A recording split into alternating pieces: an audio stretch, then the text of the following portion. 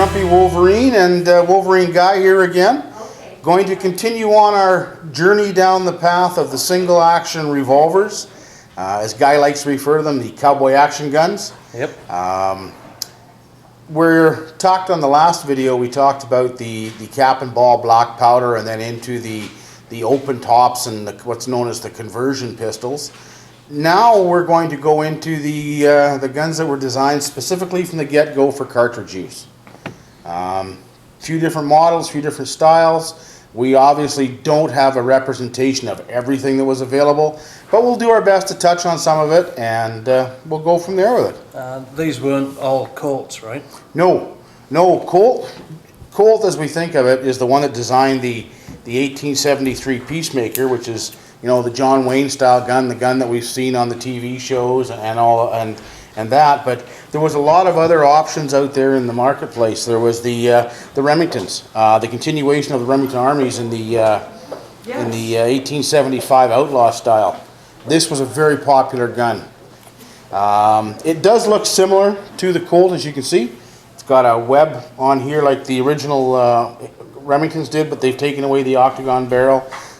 Made the gun a little more streamlined, but kept the distinctive look that people would be able to identify a Remington as a Remington. And they also used to say that this web on here used to make it easier to holster the pistol, right, because it helped slide it down in.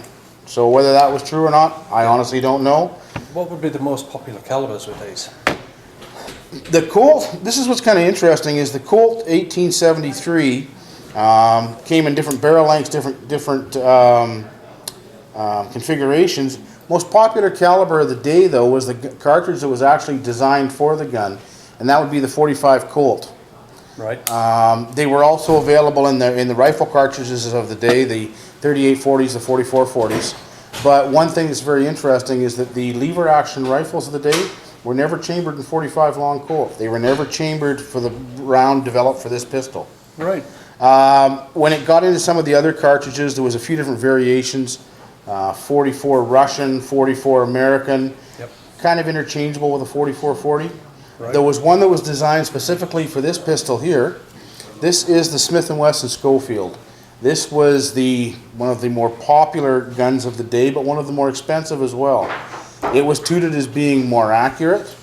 Okay, why would it be considered more accurate? They were saying because of the way it locks up and everything is in there nice and solid. I honestly don't know whether they were more accurate, whether they weren't. Okay. They were definitely faster to be able to reload because you break it open, push this thing, you dump her down. Similar to the Webley. Very similar to a Webley. Right. This was the pistol of choice of Jesse James. Okay. Jesse James carried a pair of these Schofields. That pistol was designed in a .45 Schofield, which was a shortened down version of the .45 Colt. Right. You can still get them in that today, but in most cases people are using the more modern .45 Colt round or 38 Special. We can get them in a variety of finishes. This particular 1873 still has a true nickel-plated finish on it. Okay, yep, which is like some of the old guns used to have. Nickel was popular because it didn't rust. This has got an ivory grip, or in today's society, a fake ivory grip, because right, obviously that wouldn't be correct. But very, very similar to a lot of examples you will see in museums. So these would be, like, you've got 3, 4, 5 models here, they're all 1873s? These ones here are all different styles of the 1873. Right. I brought this one out because it's got the traditional army length barrel of 7.5 inches. Oh, okay. All guns that were designed and used by designed for and used by the U.S. Cavalry, the U.S. Army, 7.5 inch barrels. People that weren't Army usually went with guns that were more, the 4 3/4 was by far the most popular because it was a smaller firearm. It was lighter. It was easier to carry, it was easier to get out of its holster quickly, and it lended itself for different styles of holsters, where the Army guns would have a one side flap holster. These could be carried quite easily because of the length in a cross draw rig, right, or a pair of cross draws. They were very popular. This one here is just a version that I brought out that's an antique gun. It's made from the factory to look old, right, and again popular with quite a few people. This one I dragged out because it's one of the, we normally have some more examples of some of the what I would call Hollywood guns. But guns that you've seen that were made famous in the movies, Right. we normally have some of the Man with No Name pistols. Yep. We're out of them right at the moment. This one here is from the remake of the version 310 to Yuma. This Okay. gun is called the Hand of God, and it was carried by Russell Crowe in the movie. No, okay. So, you know, if you want to own something like you saw in the movies, we have that available as well. And these are obviously reproductions. Yes. What is the most popular manufacturer for the reproductions? Two big makers for them. Probably the most popular would be Uberti. Pieta makes a really good gun. Pieta tends to be a little bit more economical on certain models than the Ubertis do. Right. I would have to give some of the fit and finish to be a little bit better to the Ubertis in some cases. Right. When it comes, like a lot of these guns here, these movie guns are made by Pieta. Fit and finish is top notch on these. Some of their regular guns, not so much, and I don't mean that in a bad way. It's just that, you know, the grip may be a little bit more proud from the metal on a Pieta than it is on a Uberti. Guns are still completely functional, completely safe, and a lot of fun to shoot. Right. And what would guys use these for typically? You've got a wide variety of folks that come after these guns.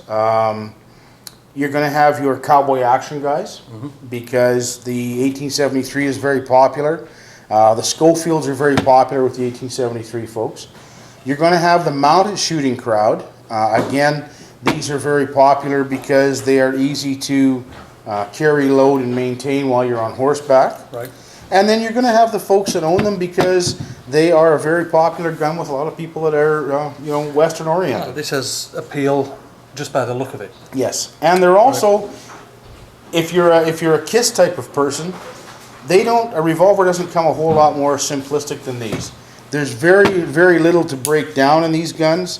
There's very little to maintain on these guns, and they're a strong firearm, and they've proven themselves for, you know, 150 years now. And still in commonly available calibers. Yes. And down south of the border where our friends are able to hunt with them and that, the single action pistols are one that are carried quite regularly by people that go out into the bush and, you know, use them for protection. Good.